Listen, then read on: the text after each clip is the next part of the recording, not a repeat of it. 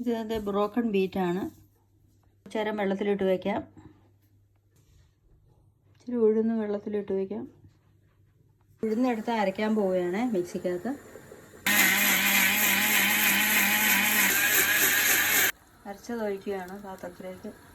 ഉഴുന്ന് നുറുക്ക് ഗോതമ്പ് ആണ് ഇട്ടിരിക്കുന്നത്. ഇത് ഇനി അരയ്ക്കാം. ഇതിനകത്തേക്ക് കുറച്ച് ഒരു കുഞ്ഞ് ടീസ്പൂണിന് ഓളം ഈസ്റ്റ് ഇടുവാണ്. ഈസ്റ്റ് പിന്നെ കുറച്ച് ഷുഗറും കൂടെ ഇട്ട് അരയ്ക്കുവാണ്.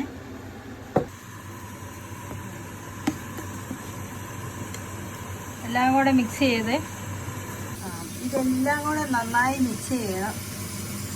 ഉഴുന്നരച്ചതും നുറുക്ക് ഗോതമ്പും ഈസ്റ്റ് അരച്ചതും എല്ലാം കൂടെ നന്നായിട്ട് മിക്സ് ചെയ്യും. ഇത് ഇവിടുത്തെ ഓവനെ ഒന്ന് ചൂടാക്കിയിട്ട് അതിൻ്റെ അകത്ത് വെക്കുകയാണ്.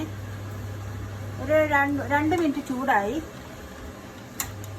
ഇത് കണ്ടോ, ഞാൻ അകത്തേക്ക് കയറ്റി വയ്ക്കുക. കാരണം ഇവിടെ തണുപ്പായതുകൊണ്ട് ഇത് പൊങ്ങുകയല്ല. അതുകൊണ്ട് ഇച്ചിരി ചൂടാക്കിയിട്ട് അകം ചൂടാക്കിയിട്ട് ഇത് വെച്ചു. നാളെ രാവിലെ പൊങ്ങിയിരിക്കും. ഇത് നോക്ക്, ഇന്നലെ അരച്ചു വെച്ച മാവ് നന്നായിട്ട് പൊങ്ങി വന്നിട്ടുണ്ട്. കണ്ടോ കണ്ടോ, നന്നായിട്ട് പൊങ്ങിയിട്ടുണ്ട്. കണ്ടോ. നമുക്കിനി ഇതും കൊണ്ട് ദോശ ചൂടാം.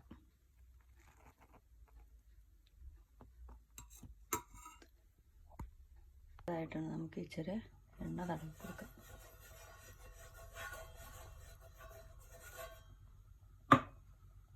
ഇനി ദോശ ചൂടാം.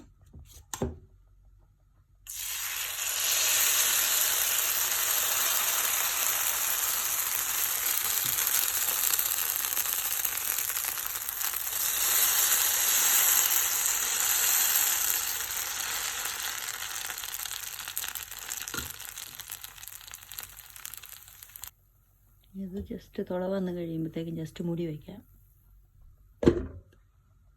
ദോശ നന്നായിട്ട് വെന്തിട്ടുണ്ട്.